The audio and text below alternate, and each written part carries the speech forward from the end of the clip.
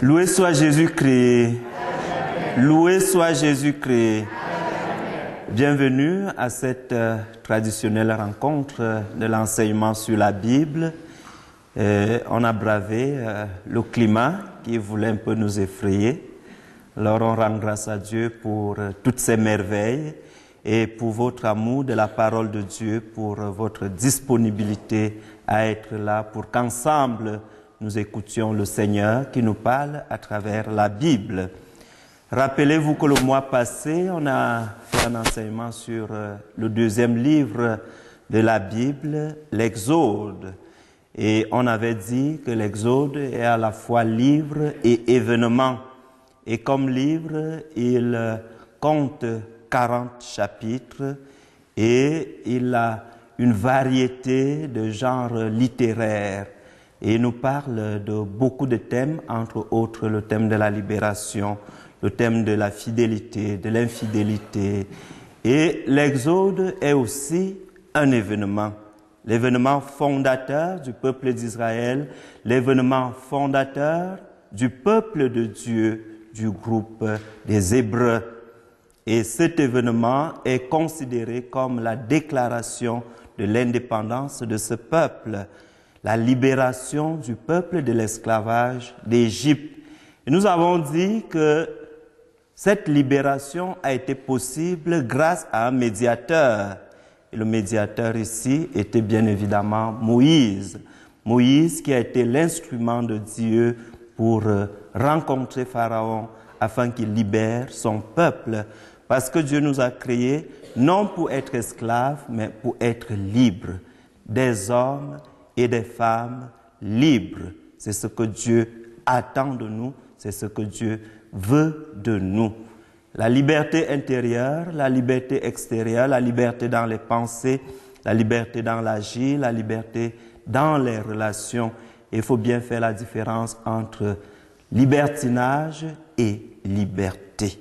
La liberté, c'est pas faire ce qu'on veut, mais faire ce que Dieu veut et qui est bon pour nous. La liberté, c'est de s'ajuster à la volonté, à la sainte volonté de Dieu.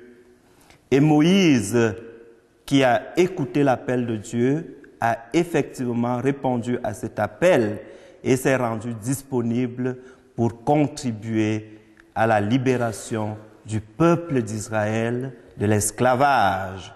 Il a été fidèle à sa mission. Et on avait dit dès le début que pour mieux comprendre l'Ancien Testament, pour mieux comprendre le Nouveau Testament, il faut d'abord comprendre l'Ancien Testament. Parce que Jésus, dans le Nouveau Testament, est présenté comme le nouveau Moïse. Et on avait étudié quelques parallèles entre Moïse et Jésus. Dieu a besoin de Moïse pour aller libérer son peuple. Jésus est aussi le libérateur que Dieu nous a envoyé pour nous libérer.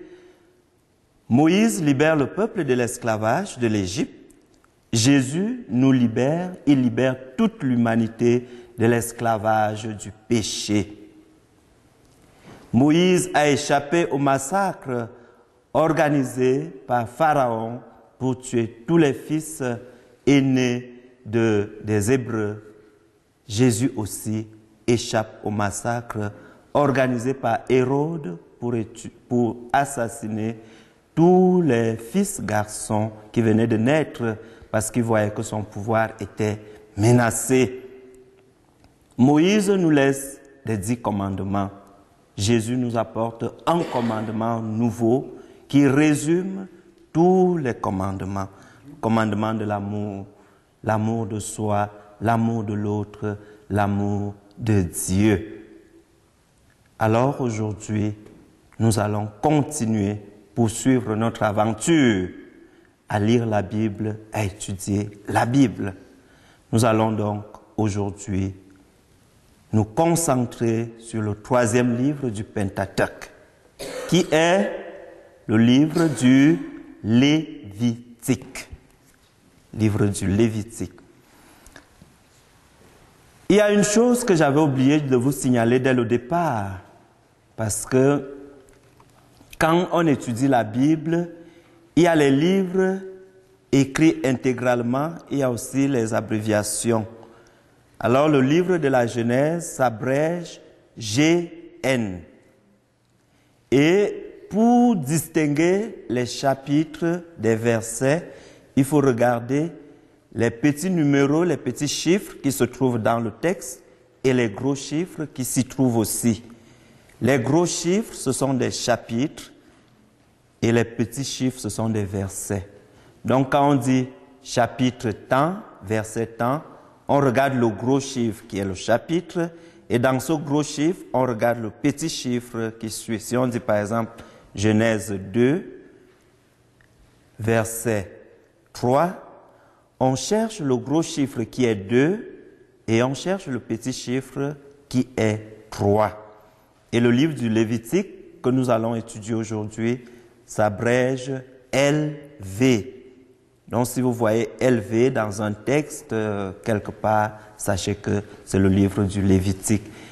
C'est le 3e livre. Donc après la Genèse, l'Exode, c'est le Lévitique. C'est beau? D'accord. Alors, ce livre, comme je l'ai déjà dit, est le 3e du grand groupe qu'on a appelé Pentateuque. Et vous savez déjà ce que veut dire Pentateuque, n'est-ce pas? Le groupe des 5 livres qui ont été attribués à Moïse, qui est considéré comme l'auteur, celui qui a écrit les 5 livres. Et le Lévitique est donc, après la Genèse et l'Exode, le 3e livre. Et le Lévitique est la continuité de l'Exode, comme les 2 autres livres qui vont suivre, le livre des Nombres et le livre du Deutéronome. Pourquoi? Parce que le peuple d'Israël n'est pas encore arrivé à la terre promise. Nous avons dit que l'Exode, c'était la marche du peuple d'Israël de l'Égypte à la terre promise qui est Canaan. Et le livre du Lévitique intervient pendant que le peuple d'Israël est encore au désert. Le peuple est encore au désert. Et c'est là où intervient le livre du Lévitique. Donc le livre de Lévitique est comme la continuité du livre de l'Exode, parce que l'événement continue. Pendant la marche au désert, le peuple rencontre des difficultés. Alors sa foi vacille un peu. Il y a des hauts et des bas.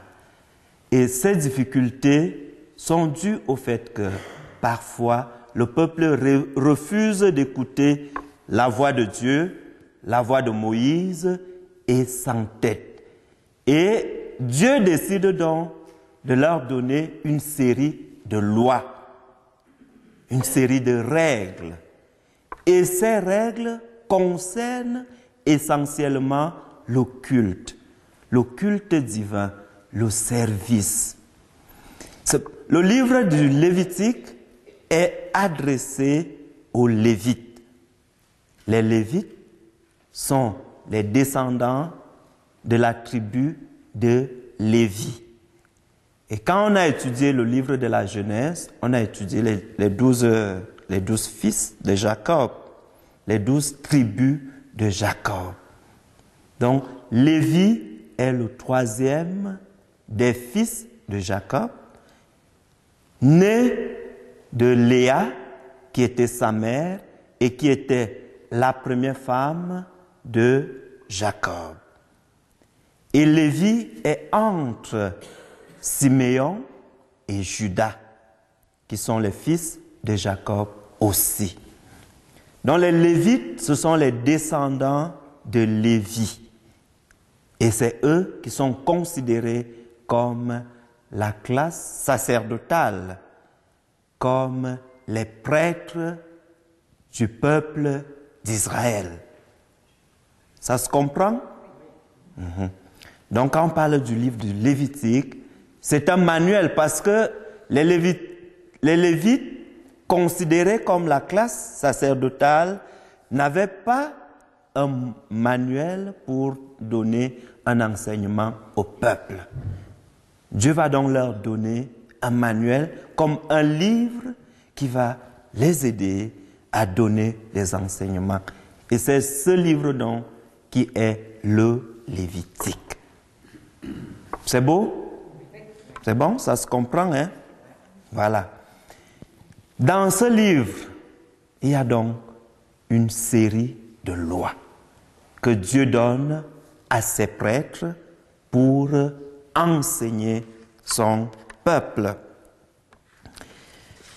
Pourquoi, on peut se poser la question, pourquoi c'est la tribu de Lévi qui a été choisie pour être la tribu sacerdotale? Et cette réponse, nous l'avons dans le livre du Lévitique. C'est parce que cette tribu avait plus d'ardeur au service de Dieu. La tribu était disponible à servir Dieu. Elle s'est donc distinguée des autres tribus parce qu'elle était très engagée à servir Dieu. Elle était très engagée à servir les autres et à donner aux autres les enseignements en lien avec ce que Dieu attendait. Et c'est pour cela que Dieu va choisir cette tribu comme le groupe des prêtres pour enseigner. Le Lévitique renferme donc des lois divines, des enseignements que Dieu donne aux prêtres. Et dans ces enseignements, on a comme un code de sainteté. Parce qu'on peut se poser la question, à quoi devaient servir ces lois? Ces lois devaient servir pour que le peuple d'Israël soit un peuple saint. La sainteté, donc ce sont des lois qui aident le peuple à renforcer la communion entre Dieu et lui. C'est ce à quoi va servir. Et on peut donc dire que le livre du Lévitique est le livre de la sainteté. Parce que dans ce livre, 87 fois, le mot sainteté revient. Sainteté, 87 fois dans le même livre. Ceci pour éliminer les obstacles qui empêchaient le peuple d'être en harmonie, en communion effective avec Dieu. La communion effective. Et c'est ça ce que Dieu veut. Le livre compte 27 chapitres. Donc vous allez, en parcourant le livre, vous allez voir les gros noms, comme on venait de l'expliquer, de 1 à 27. Donc ça, ce sont des chapitres. Et nous avons dans ce livre 3 types de lois. On a dit que c'est le livre des lois. 3 types de lois. Il y a la loi pour les sacrifices. Les sacrifices. Et parmi les sacrifices, il y a les sacrifices pour la paix, les sacrifices pour la communion, les sacrifices pour la louange. Et à côté de ces sacrifices, qu'on peut qualifier de sacrifices d'action de grâce, il y a des sacrifices d'expiation, des sacrifices de demande de pardon, des sacrifices de purification pour se purifier. Donc lorsque un Hébreu péchait, il devait faire un sacrifice pour rétablir la communion entre Dieu et lui. Lorsqu'il commettait une faute, il devait faire un sacrifice pour se purifier et pour être digne à l'appel de Dieu. C'est pour cela qu'il y avait donc des sacrifices de péché, les sacrifices d'expiation. Et les sacrifices de louange, quand on est dans l'action de grâce, dans la joie, on va offrir à Dieu des sacrifices d'action de grâce, des sacrifices de louange, des sacrifices de paix, des sacrifices de communion. La deuxième loi est la loi sur la pureté. Il y avait, d'une part, ce qui était considéré impur pour le peuple et ce qui était considéré pur. Et dans les animaux, il y a cette répartition. Il y a les animaux considérés comme purs, il y a d'autres animaux considérés comme impurs. Mais rappelez-vous que Jésus, lorsqu'il est venu, il a dit, « Je ne suis pas venu abolir la loi, mais l'accomplir. » Et pour ceux qui ont médité l'évangile de mercredi, Jésus vient lever la loi de l'impureté. Il déclare tous les aliments purs. Non, il ne nous autorise pas la gourmandise, bien évidemment. Ce n'est pas pour être gourmand. Mais il dit, il faut faire la différence entre ce qui nous rend effectivement impurs et ce qui ne nous rend pas impurs. Et il dit, l'impureté vient de l'intérieur, dans les pensées, dans les désirs, dans tout ce qu'on peut avoir qui monte en nous comme méchanceté. C'est ça qui rend la personne impure. Donc, nous voyons qu'avec la loi de la pureté ici, il y a comme une évolution avec le Nouveau Testament.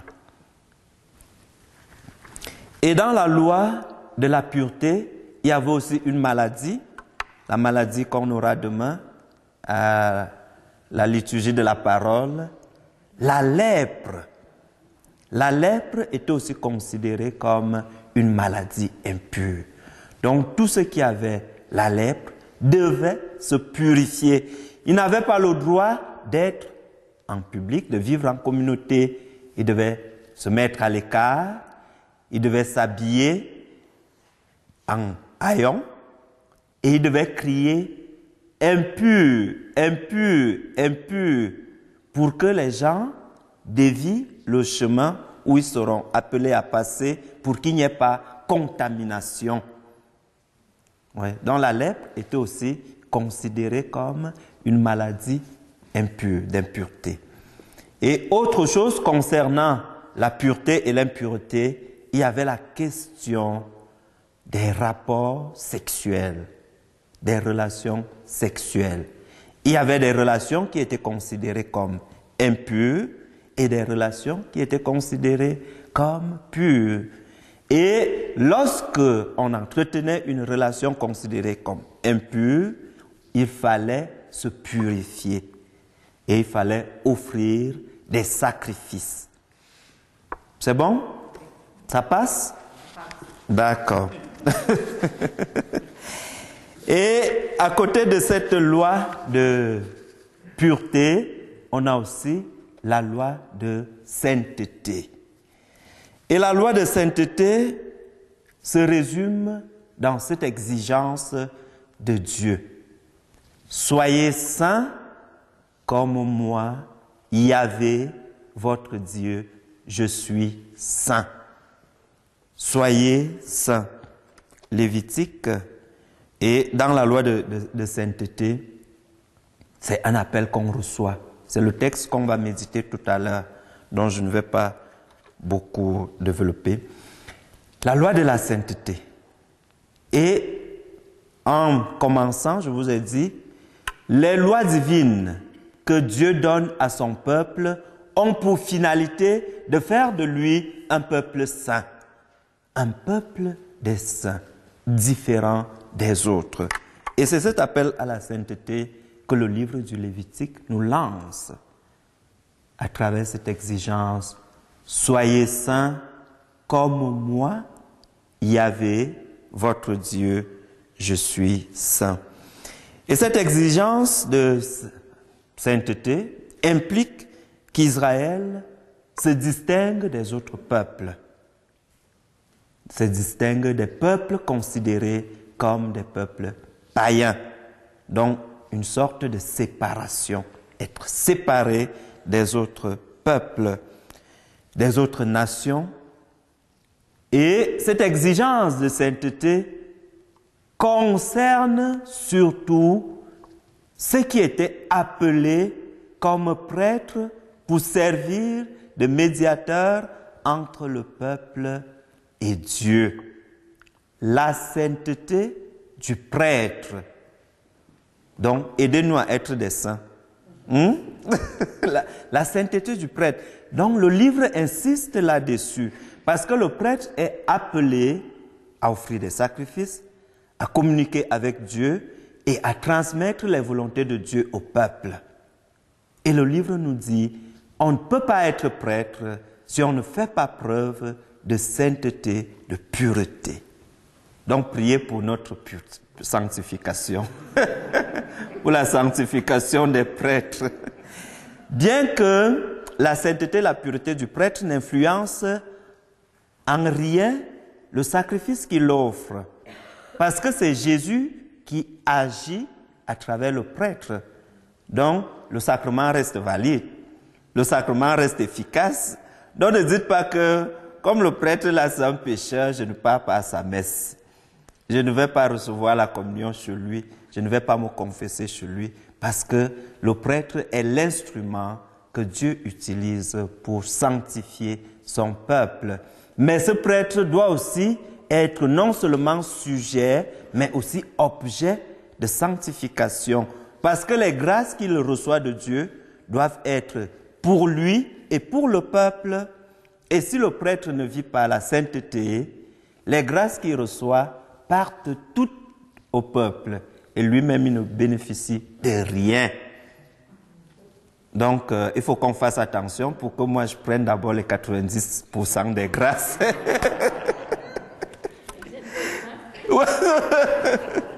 Je vais me confesser. Les thèmes abordés par le livre du Lévitique portent sur les sacrifices, le sacerdoce, le pur, l'impur, la sainteté, les bénédictions et les malédictions. Donc voilà tous les thèmes que le livre du Lévitique traite. Les sacrifices, le sacerdoce, le pur, l'impur, la sainteté, les bénédictions, les malédictions. C'est bon? Donc on a 3 lois et on a les thèmes. C'est beau? Loi des sacrifices, loi de pureté, loi de sainteté. Voilà les 3 lois. Donc, quand vous irez enseigner le livre du Lévitique à la famille dans votre maison aujourd'hui, vous allez leur dire que voilà, dans le livre du Lévitique, on a 3 lois et on a les thèmes. Voilà les thèmes dont on parle. Ou bien quand le témoin de Jéhovah viendra pour discuter avec vous sur le livre du Lévitique, vous allez citer tout ça. Et lui-même va comprendre que vous êtes formé. Question? Jésus, dans l'Évangile, justement, comme vous avez dit, semble dire que la pureté, telle qu'on l'entendait dans le Lévitique, ce n'est pas important. Et pourtant, c'était donné par Dieu pour son peuple à ce moment-là. Alors, que faut-il comprendre de ça? Ce qu'il faut comprendre, c'est d'abord que, comme je l'ai dit, Jésus n'est pas venu abolir la loi, mais l'accomplir. Et la loi qui a été donnée au peuple d'Israël est teintée d'humanité. Teintée d'humanité, pourquoi? Parce que, rappelez-vous de la loi sur le renvoi de la femme. Qu'est-ce que Jésus dit lorsque on lui pose la question? Moïse nous a dit de renvoyer la femme. Jésus dit, il ne faut pas renvoyer sa femme. Si tu es marié, condamné à vie, tu ne dois pas renvoyer ta femme. Et ils disent, en répondant à Jésus, et pourquoi Moïse nous a donné l'autorisation de le faire? Et il nous a demandé de signer l'acte de renvoi. Qu'est-ce que Jésus répond? C'est à cause de votre dureté de cœur que Moïse a autorisé cette loi. Donc, dans les lois, il y a l'esprit divin, mais il y a aussi l'humanité. Parce que le prêtre ou le prophète qui recevait la loi, parfois ne transmettait pas la loi telle reçue par Dieu. Il disait, cette loi peut m'attraper moi-même. Alors pour dévier un peu, on va essayer de déformer un peu, de dire pour que je ne sois pas pris au piège. Ça fait que le peuple d'Israël était convaincu qu'il était un peuple choisi par Dieu. Et comme peuple choisi par Dieu, il fallait qu'il fasse la différence. Et cette différence était donc dans cette série de « on mange ceci, on ne mange pas cela ». Et les raisons qu'on donne, c'est par exemple avec les animaux, on va dire « les animaux qui ont les sabots fendus, on ne les mange pas ». Mais oui, ça n'a pas de sens comme argument au fond. Par exemple, le porc, il disait on ne mange pas le porc parce que le porc a des sabots fendus. Et les animaux qui n'ont pas de sabots fendus étaient considérés comme purs. Et Jésus qui vient donc accomplir la loi nous dit, au fond, ce n'est pas ça l'essentiel. L'essentiel, c'est de ne pas manger le pain sans gluten, de ne pas manger le pain brun, de ne pas manger la salade, de ne pas manger. Mais il faut faire attention à sa santé, bien évidemment. Moi, je ne mange pas tout. Quand je me rends compte que quelque chose entre bien mais sort mal, je dis, je ne continue pas à manger ça. Mais ça ne veut pas dire que c'est impur. Ça ne veut pas dire que c'est impur. Alors Jésus nous ramène à l'essentiel et dit ceci. Ce n'est pas ce qui entre qui est impur. Parce que tout ce que Dieu a créé est bon. Tout ce que Dieu a créé est bon. Il vit que c'était bon. Et à la fin, il va même dire c'était très bon. Tout ce que Dieu a créé est bon. C'est pour cela que Jésus commence ses miracles à la fête. Pour dire mangeons, buvons, festoyons. Il est venu nous apporter la joie. Et il nous ramène donc à l'essentiel en disant, c'est dans le cœur que commence l'impureté. Avec nos pensées, nos désirs, la méchanceté, tout ce qui sort de nous et qui détruit l'ambiance conviviale, qui détruit la communion avec les autres, qui détruit la communion avec Dieu. Ça se comprend un peu? C'est beau? Autre question? Pause musicale. À la page 70, nous trouverons le chant « Nous chanterons pour toi, Seigneur », de couplets 1 et 5.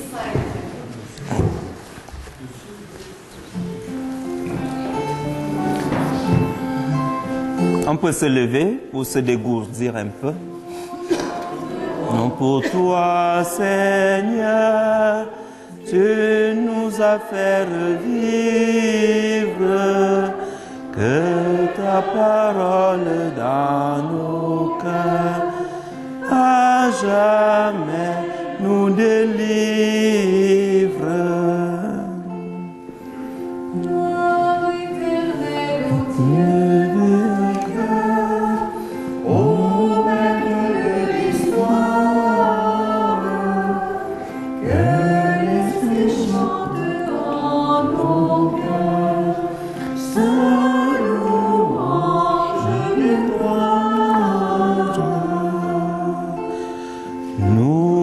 Chanterons pour toi, Seigneur, tu nous as fait revivre, que ta parole dans nos cœurs à jamais nous délivre.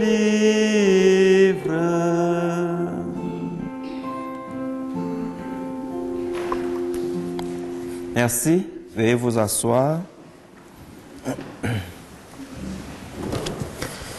Alors, nous allons étudier le texte phare du livre du Lévitique, chapitre 19. Lévitique, chapitre 19, versets 1 à 37. 19, le gros nombre, et les petits, de 1 à 37.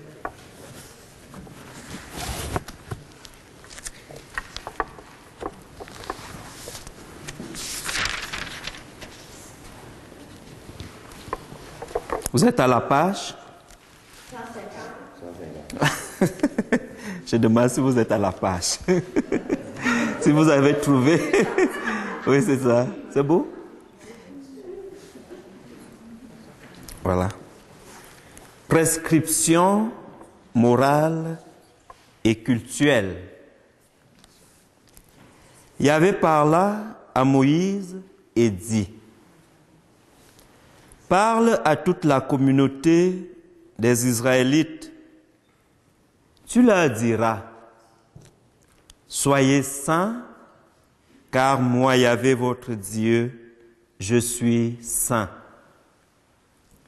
Chacun de vous craindra sa mère et son père, et vous garderez mes sabbats. Je suis Yahvé, votre Dieu. Ne vous tournez pas vers les idoles et ne vous faites pas fondre des dieux de métal. Je suis Yahvé, votre Dieu. Si vous faites pour Yahvé un sacrifice de communion, offrez-le de manière à être agréé. On en mangera le jour du sacrifice ou le lendemain. Ce qui en restera, le surlendemain, sera brûlé au feu. Si en mangeant le surlendemain, ce serait un mets avarié qui ne serait point agréé. Celui qui en mangera portera le poids de sa faute, car il aura profané la sainteté de Yahvé. Cet être sera retranché des siens. Lorsque vous récolterez la moisson de votre pays, vous ne moissonnerez pas jusqu'à l'extrême bout du champ. Tu ne glaneras pas ta moisson. Tu ne grappilleras pas ta vigne et tu ne ramasseras pas les fruits tombés dans ton verger. Tu les abandonneras aux pauvres et à l'étranger. Je suis Yahvé, votre Dieu. Nul d'entre vous ne commettra vol, dissimulation ou fraude envers son compatriote. Vous ne commettrez point de fraude en jugeant par mon nom. Tu ne profanerais le nom de ton Dieu. Je suis Yahvé. Tu n'exploiteras pas ton prochain et ne le spolieras pas. Le salaire de l'ouvrier ne demeurera pas avec toi jusqu'au lendemain matin.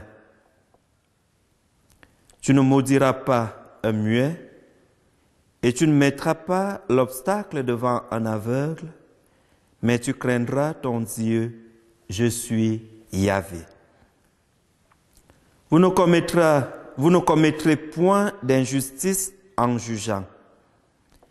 Tu ne feras pas acception de personne avec le pauvre, ni ne te laisseras éblouir par le grand. C'est selon la justice que tu jugeras ton compatriote. Tu n'iras pas diffamer les tiens et tu ne mettras pas en cause le sang de ton prochain. Je suis Yahvé. Tu n'auras pas dans ton cœur de haine pour ton frère. Tu dois réprimander ton compatriote et ainsi tu n'auras pas la charge d'un péché. Tu ne te vengeras pas et tu ne garderas pas de rancune envers les enfants de ton peuple. Tu aimeras ton prochain comme toi-même. Je suis Yahvé. Vous garderez mes lois. Tu n'accoupleras pas dans ton bétail deux bêtes d'espèces différentes. Tu ne sèmeras pas dans ton champ deux espèces différentes de graines. Tu ne porteras pas sur toi un vêtement en deux espèces de tissus. Si un homme couche maritalement avec une femme, si celle-ci est la servante concubine d'un homme auquel elle n'a pas été rachetée et qui ne lui a pas donné sa liberté, le premier sera passible d'un droit, mais ils ne mourront pas car elle n'était pas libre. Il apportera pour Yahvé un sacrifice de réparation à l'entrée de la tente du rendez-vous. Ce sera un bélier de réparation. Avec ce bélier de réparation, le prêtre fera sur l'homme le rite d'expiation devant Yahvé pour le péché commis, et le péché qu'il a commis lui sera pardonné. Lorsque vous serez entrés en ce pays et que vous aurez planté quelques arbres fruitiers, vous considérerez ces fruits comme si c'était un prépuce. Pendant 3 ans, ils seront pour vous une chose incirconcise, on n'en mangera pas. La 4e année, tous les fruits en seront consacrés dans une fête de louange à Yahvé. C'est la 5e année que vous en pourrez manger les fruits et récolter pour vous-même les produits. Je suis Yahvé, votre Dieu. Vous ne mangerez rien avec du sang. Vous ne pratiquerez ni divination, ni incantation.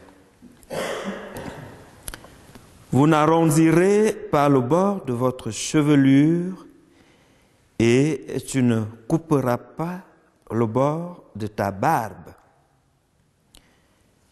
Vous ne vous ferez pas d'incision dans le corps pour un mort et vous ne vous ferez pas de tatouage. Je suis Yahvé. Ne profane pas ta fille en la prostituant. Ainsi le pays ne sera pas prostitué et rendu tout entier incestueux. Vous garderez mes sabbats et révérerez mon sanctuaire. Je suis Yahvé. Ne vous tournez pas vers les spectres et ne recherchez pas les devins. Ils vous souilleraient. Je suis Yahvé, votre Dieu. Tu ne te lèveras devant une tête chenue. Tu honoreras la personne du vieillard et tu craindras ton Dieu. Je suis Yahvé. Si un étranger réside avec vous dans votre pays, vous ne le molesterez pas. L'étranger qui réside avec vous sera pour vous comme un compatriote, et tu l'aimeras comme toi-même, car vous avez été étrangers au pays d'Égypte. Je suis Yahvé, votre Dieu. Vous ne commettrez point d'injustice en jugeant qu'il s'agisse de mesure, de longueur, de poids ou de capacité. Vous aurez des balances justes, des poids justes, une mesure juste, un sentier juste.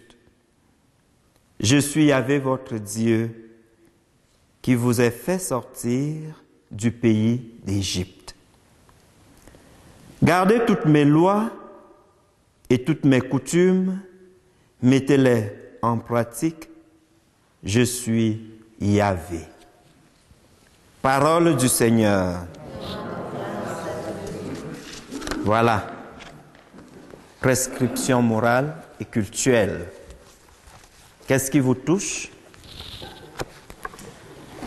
Qu'est-ce que vous remarquez? Oui, Madame Pauline?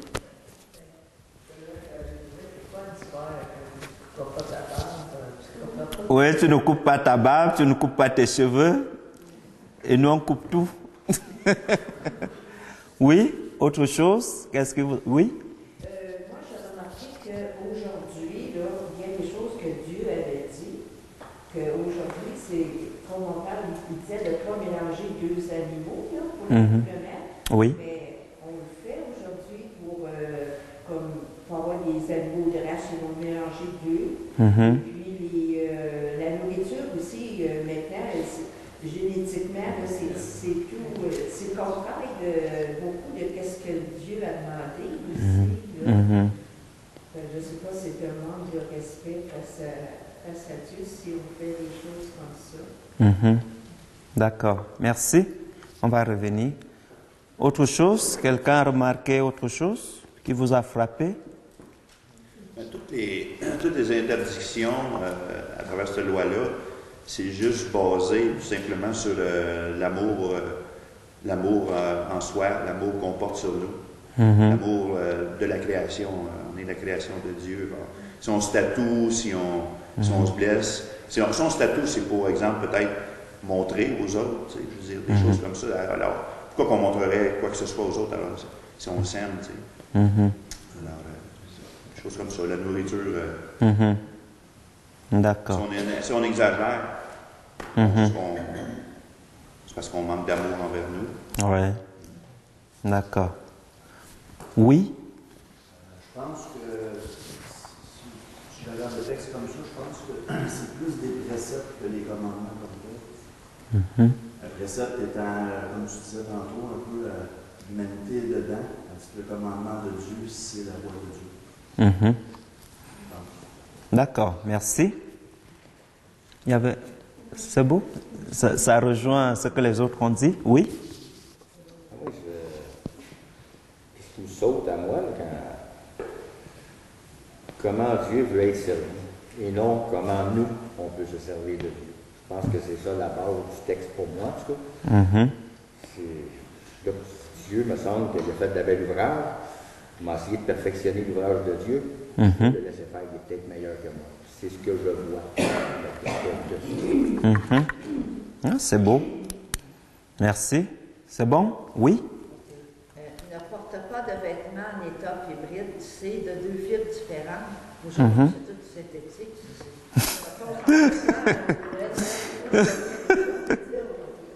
Oui? C'est bien. D'accord. Autre chose? Oui? Ne recherchez pas les devins. Oui? Les devins? Recherche, oui. Mhm. Dans le nouvel âge, surtout le Reiki, yoga et tout ça. Oui, c'est ça, hein? Mhm. Voilà, bon, on va donc évoluer. Ne coupe pas la barbe, ne coupe pas les cheveux, ne coupe rien. Si on ne coupait pas nos cheveux et notre barbe, ça devait déjà traîner par terre. Oui, C'est ça. Et c'est ce que les musulmans ont récupéré à peu près. Ne coupe pas ta barbe parce que c'est Dieu qui l'a dit. Alors, comme on disait tout à l'heure, il y a une certaine évolution dans la pensée de Dieu. Et la pensée que Dieu nous donne peut être teintée d'humanité, comme je l'ai dit tantôt. Parce qu'au fond, quand on se pose la question, on se demande qu'est-ce que Dieu veut de nous au juste. Et on a dit que Dieu veut de nous qu'on soit libre. Mais est-ce que être libre, c'est de ne pas couper ses cheveux, de ne pas couper sa barbe, de ne pas être propre? Est-ce que c'est ça que Dieu veut de nous? C'est pour cela que je vous disais, quand on lit le texte biblique, et c'est la raison de nos enseignements, il faut situer le texte dans son contexte. Dans quel contexte cela a été dit? Et pourquoi cela a été dit? Est-ce que Dieu peut vraiment vouloir qu'on vive dans la saleté, qu'on vive sans nous entretenir? On se pose des questions et finalement on se rend compte qu'il y a quelque chose qui est en lien avec soit la personne qui avait donné la loi, soit la loi qui a été mal comprise. C'est beau? Ça répond un peu? Vu que moi-même je me suis coupé les cheveux et la barbe cette semaine. D'accord. Maintenant, une remarque très importante. Les accouplements, le mélange. Qu'est-ce que l'homme cherche dans ce mélange-là? À défier Dieu. Je vous disais, quand on étudiait le livre de la Genèse, Dieu a créé l'homme à son image et aujourd'hui, l'homme veut créer Dieu à son image. C'est pour cela que chacun a sa vision de Dieu. Chacun voit son Dieu à sa façon. Et ces mélanges sont dangereux. Pourquoi? Parce que on va greffer des choses, on va accoupler ceci, et après on va nous dire, il y a telle nouvelle maladie qui vient d'apparaître. Mais ce que les scientifiques ne font pas, c'est qu'on ne cherche pas d'où ça vient. Le mélange qu'on a fait hier, c'est ça qui nous provoque ceci. Et si on accouple deux races, parce qu'on veut une race peut-être meilleure, et à la naissance, on a peut-être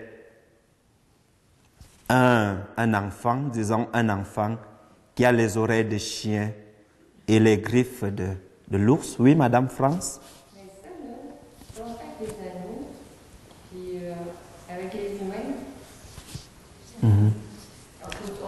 Est-ce que les humains, c'est combien de races?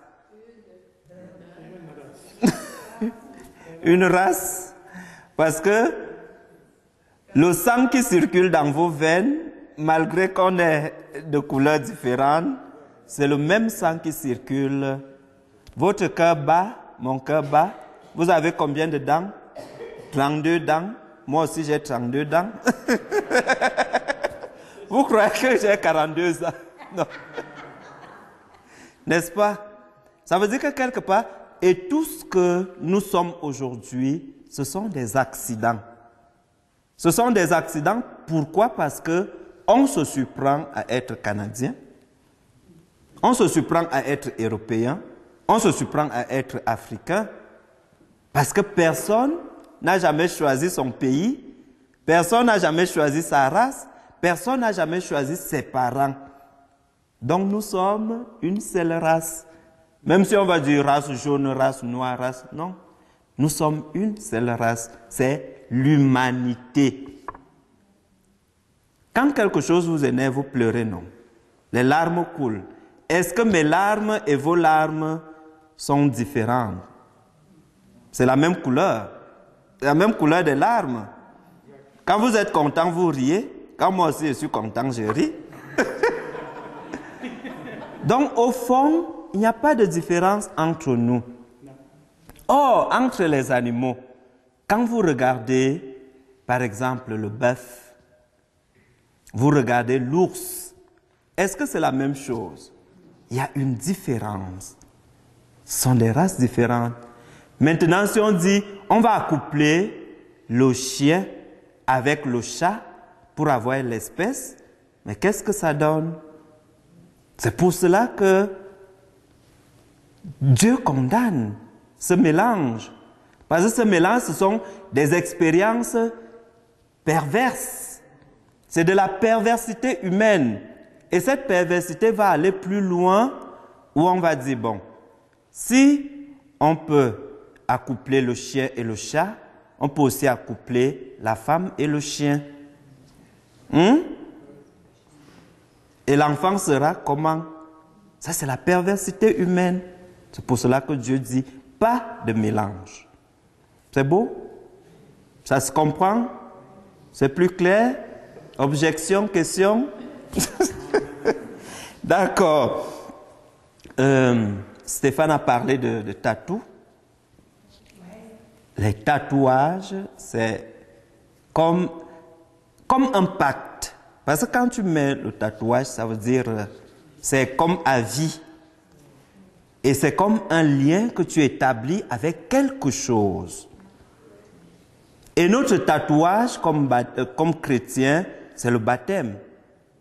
Ce cachet, cette marque, parce que le tatouage, c'est une marque indélébile. Quelque chose qui est appelé à rester.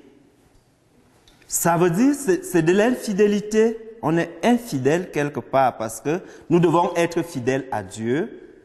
Et notre fidélité à Dieu, c'est respecter ses commandements, respecter son amour, respecter sa dignité et la dignité de l'autre. Et quand je me tatoue, quel sens je donne à mon tatouage? Je vais par exemple dessiner le serpent sur moi ou bien, je ne sais pas, n'importe quel symbole. Et est-ce que vous comprenez les symboles? Parce qu'on le fait parfois par beauté ou je ne sais pas, par imitation. Ou par... Mais il faut d'abord comprendre. Il faut comprendre pourquoi on se tatoue.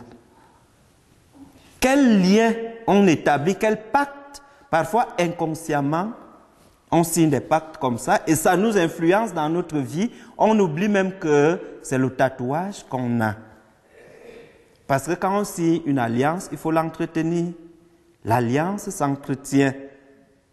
Donc c'est pour cela que Dieu va dire ici, pour m'être fidèle, le seul tatouage que vous devez avoir, c'est le baptême, c'est l'amour, c'est la dignité de l'autre.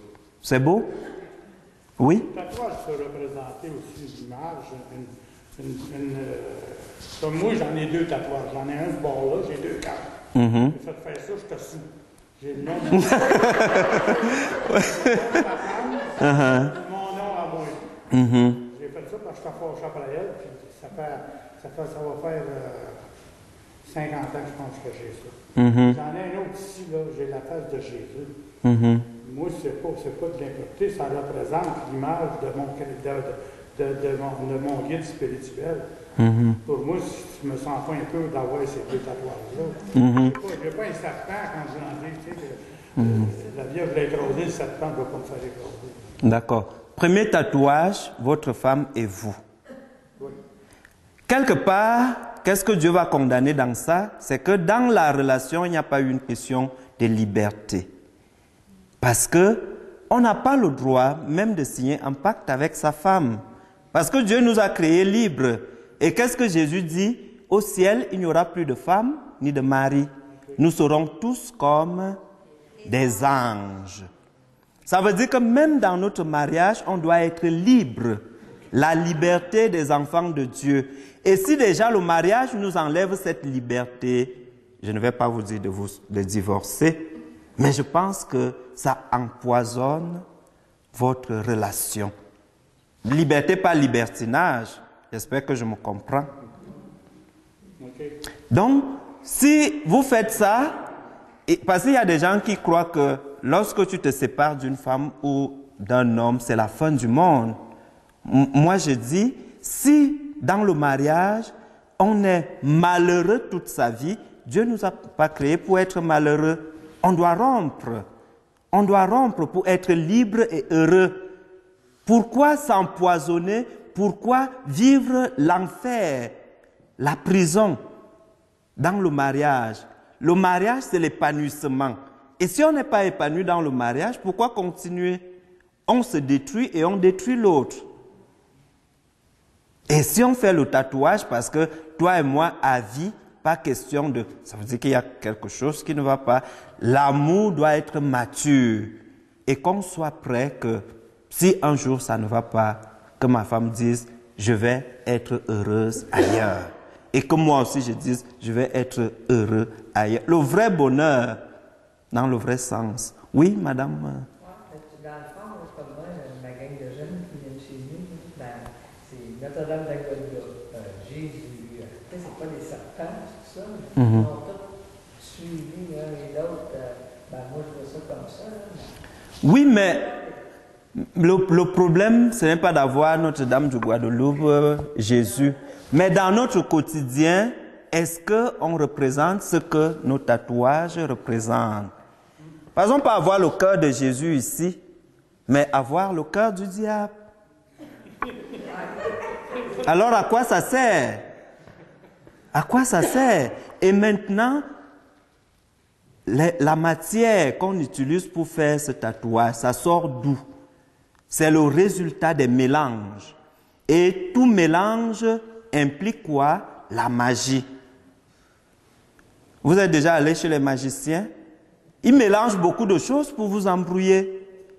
C'est toutes sortes de mélanges, le rouge, le vert, le bleu, le noir, tout un mélange. Et si Dieu condamne les mélanges ici, c'est parce qu'il ne veut pas qu'on se comporte en magicien. Et avec les tatouages, c'est le mélange des encres ou de couleurs, toutes sortes de choses. Donc, ayez Jésus tatoué dans votre cœur, dans votre vie, qui fait en sorte que quand quelqu'un vous rencontre, qu'il dise « Oh, le gars, c'est un tatouage ». Dans son cœur, c'est Jésus. C'est beau? Donc, les mélanges, c'est surtout pour condamner la magie. La magie. Dieu veut, parce que moi-même, j'ai le noir et le blanc. C'est un mélange. Mais ça n'a rien à voir avec la magie. Mais si Dieu condamne les mélanges, ça ne veut pas dire qu'on ne doit pas nous habiller convenablement. Mais le mélange, dans ce contexte, impliquait la magie. C'est beau? Oui? Je suis beau pour ma patrie, dans le sens de dire que moi, je suis tatoué, mais c'est sûr que dans la perfection de Dieu, je pense qu'on n'avait pas besoin de ce tatouage-là. Dans la perfection de Dieu, à même titre que les gens qui fument, je ne pense pas qu'une personne qui fume une cigarette, c'est un danger, c'est une imperfection. À même titre que les tatouages, à quelque part, comme je vous dis, dans la bonté de Dieu, dans la grandeur de Dieu, je pense qu'on n'aurait pas besoin de tout ça. À même titre que les bijoux, à même titre que toutes les choses qu'on utilise. Sauf que, comme tu disais, je pense que Dieu ne nous condamne pas pour ça, mais c'est vraiment l'esprit en arrière de ce que tu fais. Ça représente, comme tu dis, si tu t'affiches de garde, à quelque part, de avoir un bon cœur. Si j'ai de l'air d'un pomme, ben, je vais avoir l'air d'un pomme quelque part, tu sais. Je pense que c'est plus, ce qui est plus important, parce que c'est facile de décortiquer puis de décortiquer. La perfection, c'est quoi? Jésus est venu la montrer. On essaye de copier ça. On essaye du maximum qu'on peut avec les grâces d'atteindre ça. Sauf que quelque part, je pense qu'il ne faut pas se marteler en se disant, mon Dieu, je suis tatoué, je suis donné, mon Dieu ne m'aime pas, il ne voudra rien savoir de moi. Je pense qu'il ne faut pas tomber dans ce léthargie-là. La perfection, comme je vous dis, par exemple, je n'enlève pas que la perfection, je n'enlève pas pendant tout, ça serait peut-être parfait comme ça. Là, mais je pense qu'il ne faut pas, à un moment donné, essayer de décortiquer, puis décortiquer, puis décortiquer, puis décortiquer. Je pense qu'à un moment donné, on va faire comme les juifs du temps, puis les Lévites, puis tous les scribes qui ont fait des préceptes, puis des préceptes. Qu'est-ce que Jésus est venu dire? Je suis venu faire du ménage, dans le sens de dire que vous avez sorti des préceptes, vous avez bourré la tête du peuple À un point tel, puis vous autres, vous suivez même pas, là, comme se laver les mains, pas manger de cochon, pas faire ci, pas faire ça, pas faire ça. Je pense qu'à un moment donné, il faut faire la part des choses. Oui, c'est ça. Jésus est venu nous ramener à l'essentiel. Et cet essentiel qui ne cesse de nous répéter, c'est l'amour. Et les lois qu'il nous donne ici, ce ne sont pas des condamnations. C'est juste comme on te dit, attention, ne va pas par là, c'est dangereux. Et pourquoi il y a la loi sur les sacrifices? Parce que Jésus ne nous rejette pas, Dieu ne nous rejette pas. Il nous récupère toujours. C'est pour cela qu'il dit, si vous tombez, si vous péchez, allez faire un sacrifice. Et notre sacrifice aujourd'hui comme chrétiens, c'est la confession. Allez faire un sacrifice, allez vous purifier. Parce que Dieu ne nous condamne pas, Dieu ne nous rejette pas. Mais parfois ces imperfections font en sorte qu'on prenne un autre chemin. Le chemin que Dieu ne nous trace pas. Ça ne veut pas dire que si parfois les gens se tatouent par ignorance. C'est par ignorance qu'on le fait. On le fait pour la beauté, pour toutes sortes de choses. Et Jésus disait, mon peuple périt faute de connaissance. Mon peuple périt faute de connaissance. C'est pour cela qu'il faut être curieux à chercher la connaissance qui vient de Dieu. La connaissance qui vient de Dieu. Donc Dieu ne nous condamne pas parce qu'on a péché. Dieu ne nous condamne pas parce qu'on a fait ci, parce qu'on a fait ça. Il veut nous récupérer. Il veut nous racheter. Et c'est pour cela qu'il nous a envoyé Jésus. Donc ne dites pas, parce que j'ai fumé une fois, parce que j'ai fait ceci, c'est fini. Non, ça c'est pas le cœur de Dieu, ça. C'est pour cela que je vous dis toujours, faites très attention aux images de Dieu qui vous sont présentées à l'extérieur. C'est beau? Les devins. Hein? Je trouve ça un petit peu ambigu quand vous avez dit qu'un homme qui n'est pas heureux avec sa femme, dont ça ne vaut pas la peine de rester ensemble, mais dans l'Église catholique, on sait que le mariage est indissoluble. Alors, qu'est-ce qu'on fait dans ce temps-là? Ça peut arriver que les deux, ça ne donne pas. Mais quelle solution l'Église catholique propose? Oui, c'est ça. L'Église catholique a étudié les cas. Et comme je disais, mon peuple périt faute de connaissance. Et tous ces cas-là sont dans ce que l'Église a appelé le droit canonique. Et dans le droit canonique, il y a des situations où l'Église autorise la séparation. Mais le problème, c'est qu'il ne faut pas qu'on balance ça au visage des gens pour que ça ne soit pas mal compris. Parce qu'il y a des choses, quand on dit, les gens comprennent mal. Et on dit ce que Dieu a uni, que personne ne le sépare. C'est pour cela que dans les mariages, il faut une préparation. Préparez-vous et vous devez vous connaître mutuellement. Si vous ne vous connaissez pas, si vous ne vous êtes pas préparé, ce qui est sûr, c'est que quand vous allez vraiment vous découvrir, vous allez dire « c'est insupportable ». C'est ça.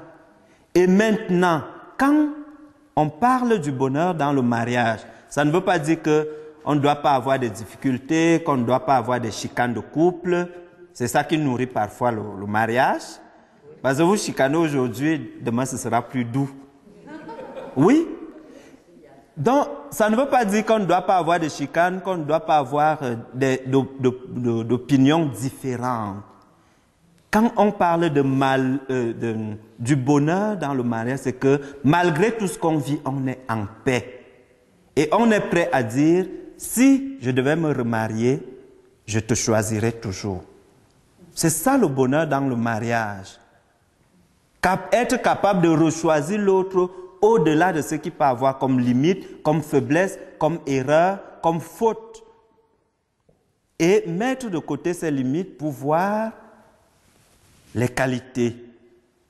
Et l'Église dit, si ce bonheur est menacé, c'est-à-dire, par exemple, si la femme ou le mari commence à pratiquer la magie pour maintenir le cœur de son mari, ne regarde pas qu'une autre femme, seulement moi. Ça devient dangereux. Tu pratiques de la magie sur ton mari. Et c'est ça que Dieu ne veut pas. Parce qu'il doit être libre dans son amour. Il doit être libre de regarder les autres femmes, mais comme il t'aime toi, parce que quand quelqu'un nous aime, on n'a pas à avoir peur. Si je suis convaincu que mon mari m'aime, ma femme m'aime, je n'ai pas à avoir peur.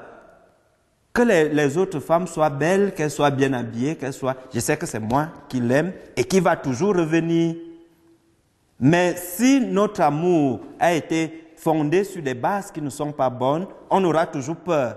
Ah, il va voir plus belle, il va voir plus bien habillée, il va voir. Donc, j'insiste sur l'élément de la liberté dans le mariage. Et c'est ça. Et si aussi, l'un des conjoints est menacé de mort, par exemple, la femme qui cherche déjà à tuer son mari, ou le mari qui cherche à tuer sa femme, l'Église catholique demande de se séparer. Parce que là, ça ne relève plus du bonheur. C'est la vie d'une personne qui est en danger. Et il y a plusieurs d'autres cas qui sont relevés. J'espère que je réponds un peu. C'est un peu... C'est très ambigu dans le sens que justement, il y a une multiplicité de cas. Mais disons qu'en général, ça reste que la fidélité est à la base du mariage. Oui, la fidélité est à la base du mariage. Il faut être fidèle à son mari. Ça ne veut pas dire qu'il faut mettre sa vie en danger. La fidélité, c'est prendre le temps de s'asseoir, de s'écouter, de dialoguer et de savoir que si je suis à l'extérieur, il y a ma femme à la maison. C'est ça la fidélité.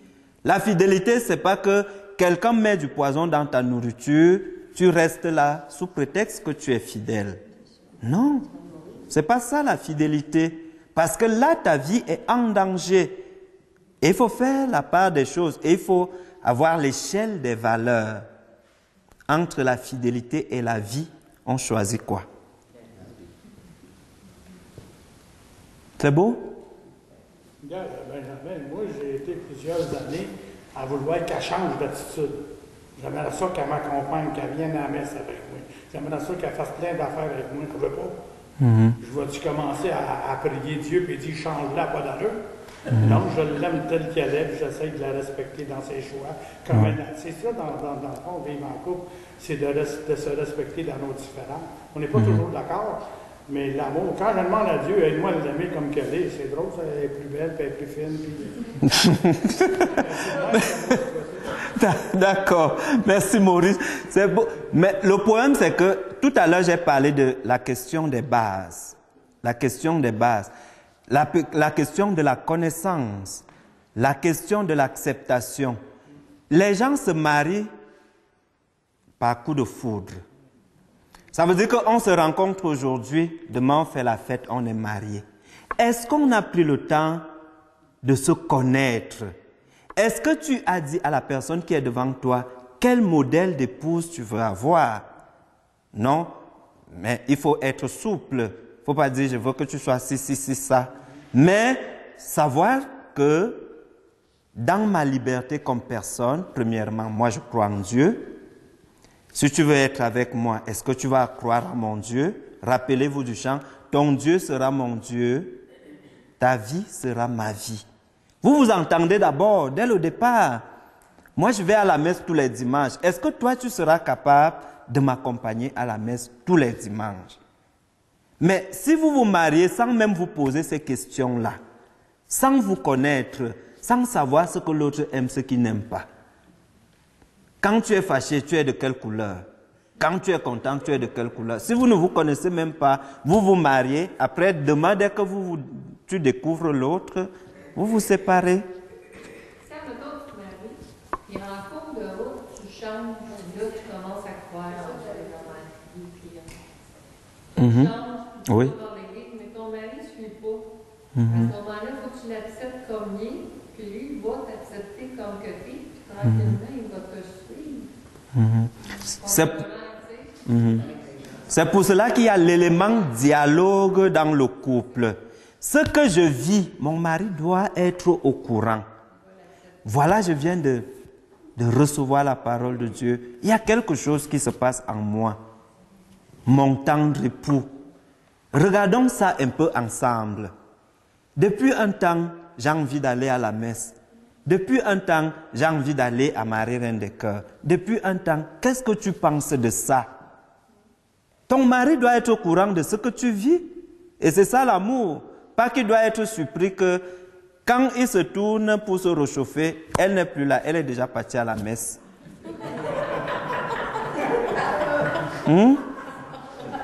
Ton mari doit être au courant de ce que tu vis et ta femme doit aussi être au courant de ce que tu vis à l'intérieur de toi. On dit en amour, il n'y a pas d'hypocrisie, on ne se cache pas des choses.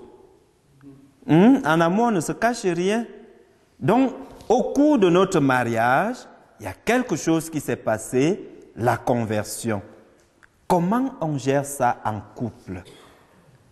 Est-ce que je m'entête pour dire à l'autre, fous le camp maintenant, je ne t'aime plus, c'est Dieu que j'aime? Il faut s'asseoir, il faut parler, il faut en parler, il faut discuter. Je suis d'accord que tu te convertisses, bon, je te laisse libre d'aller à la messe. Prie pour moi, pour que Dieu saisisse aussi mon cœur, pour que je me convertisse. Et plus tard, il y a des miracles. Et à la fin, on se rend compte que nous tous, nous sommes devenus des convertis. C'est beau? Bon.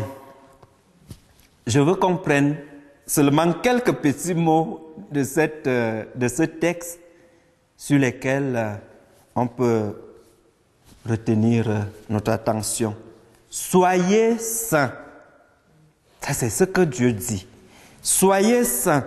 Et en étudiant la Bible, on a dit qu'il faut tenir compte des genres littéraires. C'est quel genre littéraire ici? L'impératif présent. Et le mois passé, je vous disais, lorsque Dieu se révélait à Moïse, qu'est-ce qu'il a dit? Je suis. Dieu est au présent. Et lorsqu'il nous dit « soyez saints », c'est la question du présent. Être saint au présent. Il n'a pas dit « vous serez des saints » ou bien « vous avez été des saints ». Soyez saints. Donc, ici et maintenant. Les saints ne sont pas seulement ceux qui sont au ciel. C'est vous et moi. Nous sommes des saints. La sainteté est donc une vocation. Soyez saints. C'est un appel que Dieu nous lance, que Dieu nous adresse. Et après la vocation à la vie, qui est la vocation première, il y a la vocation à la sainteté. Parce que Dieu nous a créés et il a mis en nous son image. Et cette image, c'est l'image de la sainteté. C'est un appel, c'est une vocation, la sainteté. Soyez saints comme moi je suis saint, ici et maintenant. Car moi, Yahvé, votre Dieu, je suis saint. Pourquoi devons-nous être des saints? Parce que la personne qui est notre Père, qui est notre Créateur, est saint. Alors il veut nous garder avec lui. C'est pour cela qu'il nous demande d'être des saints comme nous. Alors quand nous donnons des consignes, on dit parfois, le geste ou l'acte enseigne plus que des paroles. Soyez saints comme moi je suis saint. Parfois les parents, on donne toutes sortes de choses aux enfants que nous-mêmes nous ne vivons pas. Or, quand on vit des choses, l'enfant dit souvent, je fais ça parce que je vois ma mère faire, parce que je vois mon père faire, pas parce qu'il m'a dit, parce que généralement ce qu'on dit, on n'écoute pas. Mais ce qu'on fait, on remarque.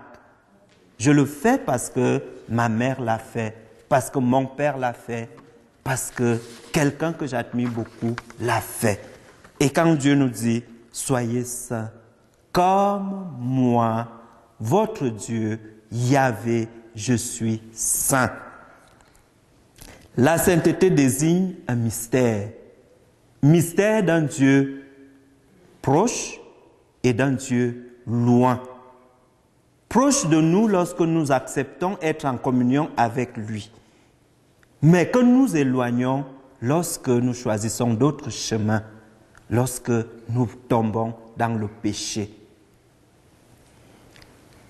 D'un Dieu différent, d'un Dieu unique, d'un Dieu infini, d'un Dieu beau, d'un Dieu bon. C'est ça la sainteté, les attributs de Dieu. Et quand on parle de sainteté, ce n'est pas seulement des personnes, des lieux, le temps aussi, le temps favorable, un saint, les lieux saints, dont la sainteté concerne aussi d'autres objets que les personnes. Pour nous sanctifier, Dieu nous donne des moyens. Et les moyens qu'il nous donne ici sont en lien toujours avec des relations interpersonnelles. Quand Dieu dit ne vole pas quoi? Ce qui appartient à l'autre. C'est toujours dans les relations interpersonnelles, le respect de l'autre, du bien de l'autre. Voici ce que Dieu nous recommande dans nos relations. Entre nous, il nous recommande le respect. Et vous avez vu la justice aussi, les balances, tout ça. Il ne faut pas fausser. Et ça arrive qu'on fausse les balances. On n'est pas juste. Le respect des autres, la fidélité à nos engagements. Est-ce que je suis fidèle? Lorsque je prends un engagement, est-ce que je suis fidèle à cet engagement? L'attention aux autres, la pratique de la justice, de la vérité et la non-pratique de la magie. C'est ça, être saint avec Dieu. Le Dieu saint, le Dieu d'amour, le Dieu de vie, veut faire participer son peuple à la sainteté pour qu'ils deviennent à son tour des personnes saintes et pour communiquer en retour cette sainteté. Être saint, c'est être bon, être beau, la bonté. Et la beauté ici n'est pas seulement physique, la beauté est aussi spirituelle, la beauté dans les gestes, dans des paroles. Quand on dit quelle belle parole, quel beau geste, quelle belle vie, dont la beauté est au-delà de ce qu'on pense, la bonté, le comportement. La notion de sainteté comporte trois idées principales. Trois idées principales. La séparation de tout ce qui est profane, la séparation, la mise à part, dont on coupe tout ce qui n'est pas sacré, tout ce qui est profane. La consécration pour entrer en communion avec Dieu. On se consacre avec, être avec Dieu. C'est ça, être consacré. Un engagement au service de Dieu. La sainteté exige aussi d'être engagé. Des hommes et des femmes engagés. Les lois divines ont donc pour but de nous aider à vivre dans la pureté, à vivre dans la sainteté. Et si ces lois sont transgressées, Dieu nous donne toujours des moyens.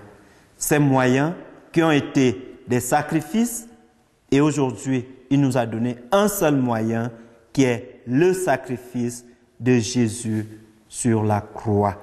Ce Jésus que nous sacrifions chaque fois que nous célébrons la messe.